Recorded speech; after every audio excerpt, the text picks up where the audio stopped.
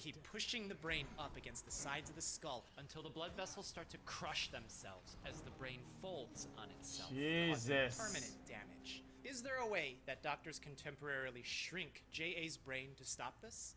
Maybe. You have to pierce a hole. Body water is a little salty, meaning that it has some sodium. Chat, what if you pierce a small hole?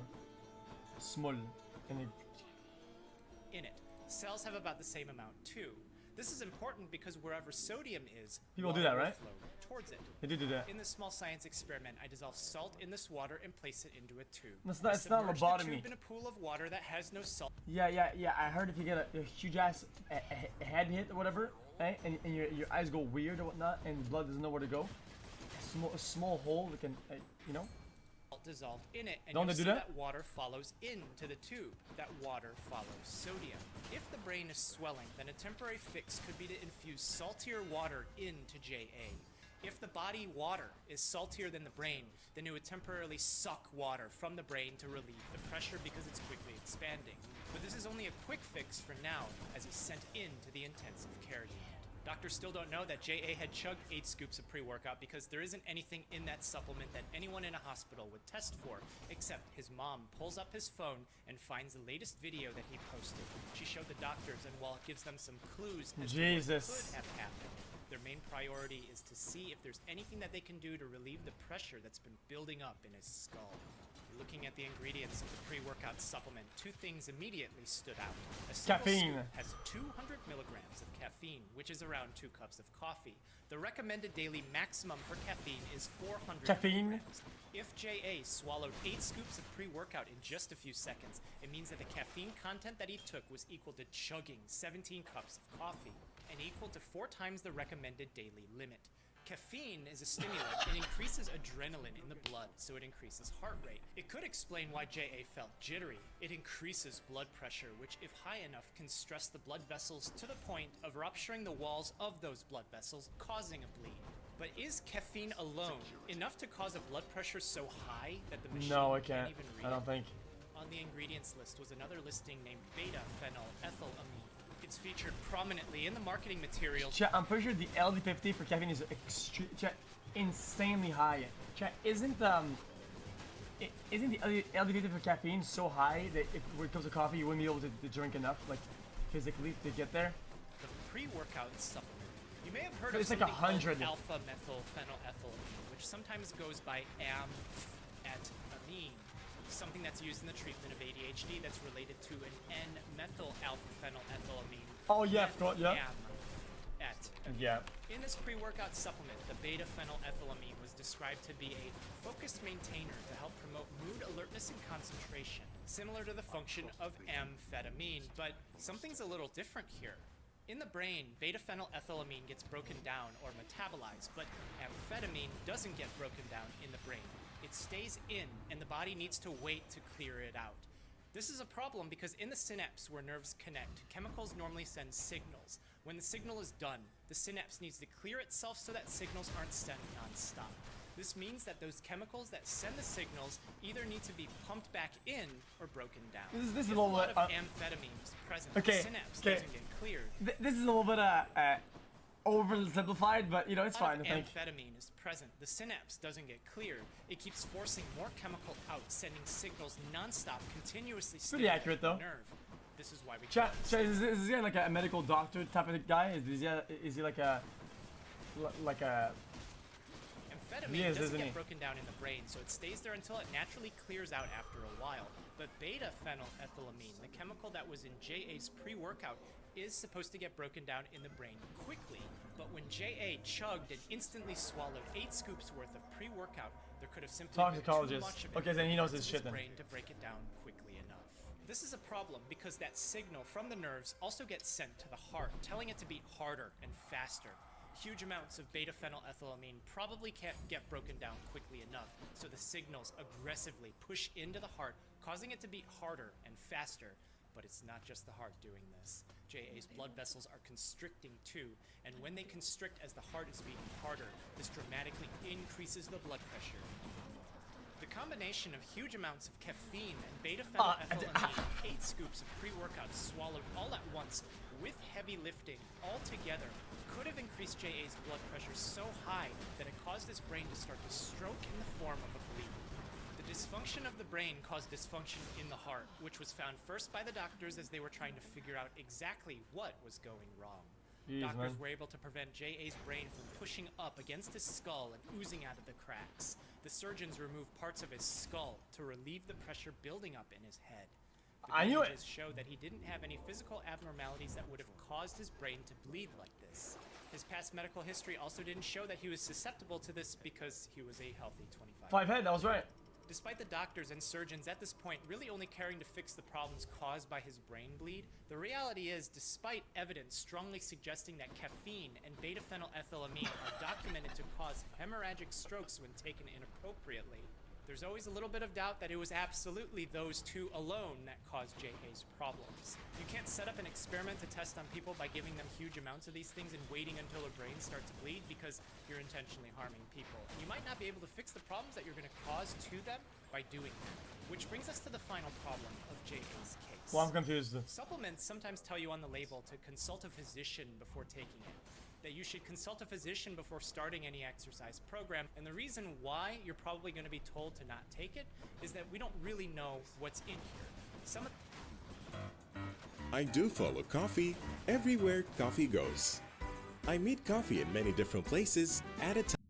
Some of the brands might change the ingredients. We don't really know what's in these complexes and these blends, and change the amounts of those ingredients, and they don't have to tell you about it. These complexes and blends might be sourced differently depending on what state or country that you're from.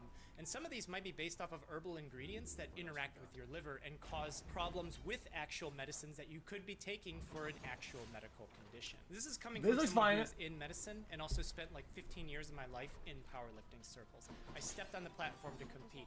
I used to take supplements. And when I was competing, pre-workouts like this were just becoming a thing. Not many of us took it where I was, and we certainly look at didn't this dry guy. scoop it. There's no such thing as bypassing water to digest it faster. There is such thing as bypassing the liver, but that would imply that the pre-workout is being absorbed into your blood directly through your cheeks and under your tongue, which for granular powder like this isn't happening. You're voluntarily creating a choking hazard for yourself by doing this. It's a troll. If dry scooping is somehow a convenience for you in some way, that's great. But don't lie to yourself thinking that taking it that way is doing something special. If you're really training seriously, you shouldn't need anything extra to help you focus on training because this is a non-essential supplement. JA may not have had the support structure of a team at a gym to gain that insight, but the label of the pre-workout also says don't take more than 2 scoops in a given day. Don't push it with this kind of stuff. When Not bad. stabilized after surgery, Okay.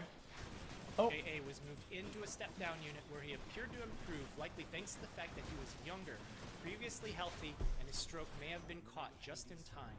He was moved to a rehabilitation facility afterwards, and after several months of care there, he was able to make a recovery.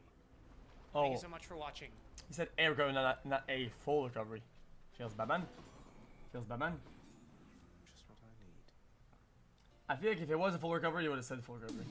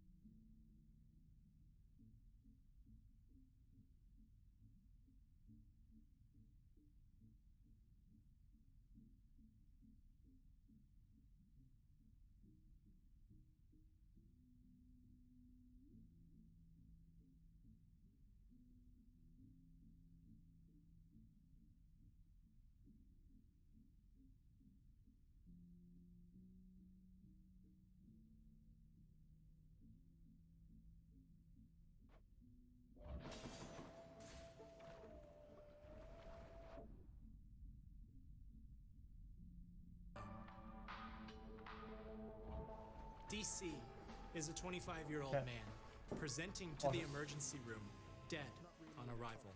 Paramedics were desperately performing chest compressions to try and push blood back into his brain, to try and push blood back into his organs, to try to keep him alive. But it seemed like their attempts were all in vain. This guy is so DC dramatic, was a then. college graduate, but he never wanted to go to school.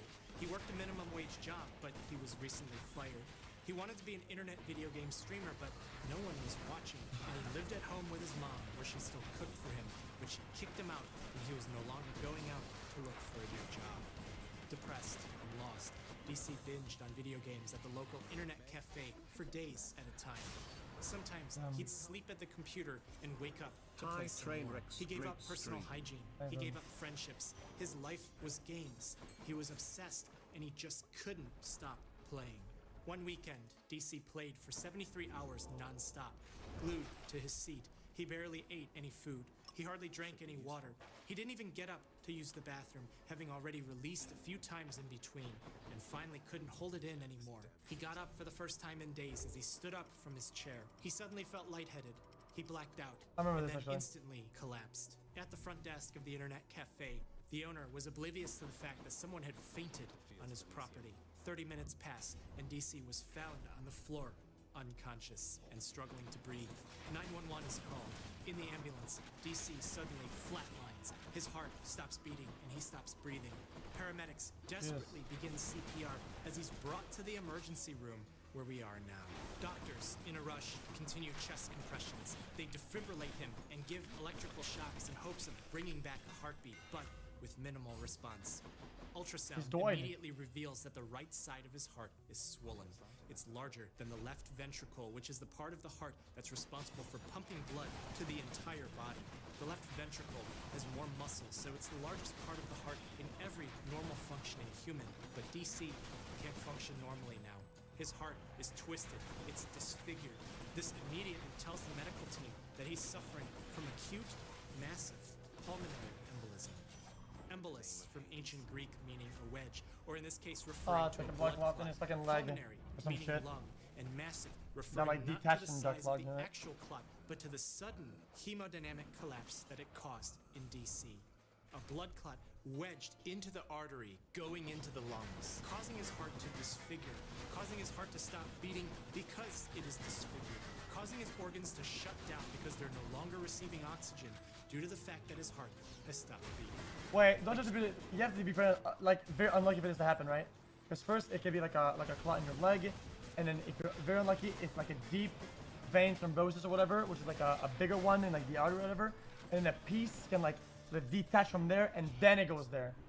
So it's kind of like very unlucky. Meaning that he didn't have any underlying medical issues leading to this problem, except for sitting at a computer Common. playing video games nonstop for 73 hours. Doing anything nonstop for 70 hours is dangerous, but sitting down nonstop for 70 hours is deadly because of venous stasis. This is a time when a lack of movement of the legs causes blood to pool. The blood pressure in the body's veins is already low because there isn't anything directly pumping it back to the heart. Venous blood oozes its way back without moving the legs for 70 hours, and given that sitting down compresses the veins, a compartment of the body where the blood flow is already slower than normal, then this pooling of blood causes some of it to clump together into a clot, something called a deep vein thrombosis, which is what happened to DC as he sat there for days. But there's more. As the clot formed, it stayed in his legs for as long as he was sitting down. He got up, it broke off. It went directly into the right side of his heart like how blood normally does, but then lodged itself directly into the pulmonary artery where the right side of the heart connects to the lungs. This backup of blood into the right ventricle caused it to stretch, to distend, to disfigure. But this is only the beginning of the dysfunction. The right ventricle of the heart typically has a thinner wall than the left. It has a lower volume to surface area ratio. This makes sense because blood from here goes directly to the lungs. You don't need high pressure going to the lungs when they're right there. But when the right ventricle swells due to flow backing up, wall stress increases. Pretty scary. It pushes against the interventricular septum, causing it to bow out into the left ventricle. This increased pressure and volume in the right displaces the left, reducing cardiac output. In DC's case of He's foaming five hemodynamic heads. collapse, secondary to massive pulmonary embolism, an occlusion into the pulmonary artery meant a filling defect on the left as blood cannot be pumped out to the rest of the body. There's no longer an adequate oxygen supply in his body as his organs all start to die. His heart, while still trying to beat, XQCL. can no longer function. It arrests as he comes into the emergency room without a pulse. But it wasn't like this when they found him. Paramedics tell the medical team that DC was found gasping for air, that he did in fact have a heartbeat when they found him, but it was fast from his body detecting hypoxemia, a low oxygen presence in blood. His blood pressure was low from the hemodynamic compromised, and that it was on the way to the emergency room that his heart suddenly stopped beating. That all of this just happened minutes ago, meaning that it might not Death yet wide be too people late. happy. There might I always still move when be I a play games chance anyway. to bring DC back to life. Is there a way we can somehow remove the clot from DC's lungs? Sure there is. Maybe, but it has to Holy be done fucking shit. immediately. I think Surgery and Yellowstone- cutting him open to pull it out is not an option because it would take too long. Guiding a catheter through his veins to direct medicine that can dissolve the clot directly is also not an option because of time. The quickest solution is to infuse that medicine directly into his entire body. This systemic fibrinolytic therapy is his last hope. On the emergency room bed, DC is immediately infused with a large bolus dose of lytic as chest compressions are continued. Additional lytic was set for infusion over time, as this aggressive dosing means the medical team will continue CPR until he either comes back to life or it's absolutely certain that DC is lost. As the chest compressions are desperately applied, minutes pass. A detectable heartbeat is found, and this return of spontaneous circulation is a good sign. DC is not lost. But several Wow, hours saved it. pass, and he doesn't أم جاسم وجارها أبو سعد دايما شابري من يوم تقاعد أبو سعد وشاف عفسة عيال regain consciousness. Admission into the intensive care unit finds that he's missing cognitive factors. Shining a light into his eyes, a normal functioning human will exhibit a pupillary reflex where the pupils will constrict in reaction Thanks to the for all increased the presence content, of light. wide people happy. Absence of this indicates brain damage, and in DC, it's absent. In a Man, normal that's functioning bad, human, man. motor response to Love pain you, is a my man. natural reflex. Absence of this reflex indicates brain damage, and in DC, it's absent. As the days go by, DC's mother arrives to the hospital to see her son. She tries to speak to him, but no response. He may not have listened to her in life, but the only thing she would like to see now is a response, an indication, something I feel like he's from her rapping. son that tells her that he can hear her, but nothing is returned. The several minutes where DC's body was not receiving oxygen because of a clot blocking the point where his heart and lungs connected caused this permanent anoxic ischemic damage. Most people can easily pick out that healthy individuals can't stay up and play video games for 3 days straight, without sleep, without going to the bathroom. Most people can't stay up for 3 days straight. Oh, we've done this before. We've done this before, right? Have we? Hold on, did. You'll see. You'll see what I mean, dude. Just watch. Just listen. Just watch, dude. I think it's over here, right? Is it? Remember this? Light. Give him mouth Absence to of mouth. this indicates brain damage, and in DC, it's absent. In a normal functioning human, motor response to pain is a natural reflex. Absence of this reflex indicates brain damage, and in DC, it's absent. As the days go by, DC's mother arrives to the hospital to see her son. She tries to speak to him, but no response. He may not have listened to her in life, but the only thing she would like to see now is a response, an indication, something from her son that tells her that he can hear her, but nothing is returned. The several minutes where DC's body was not receiving oxygen because of a clot blocking the point where his heart and lungs connected caused this permanent anoxic ischemic damage. Most people can easily pick out that healthy individuals can't stay up and play video games for 3 days straight, without sleep, without going to the bathroom. Most people can't stay up for 3 days straight for anything. But to be able to play that much means that that person has a problem. Internet gaming disorder has been described as a condition needing further research for several years now. Back in 2013, the Diagnostic and Statistical Manual of Mental Disorders, DSM-5, put that description on paper, and in 2018, the World Health Organization placed internet gaming disorder as a He's insane. diagnosable condition in the 11th revision of the International Classification of This is what Diseases. happens DC to is at one extreme end of the spectrum of what can Okay, I'm done. Next. Let's finish the video. be described as internet gaming disorder. The actual people who will have this are going to be a small subset of the population because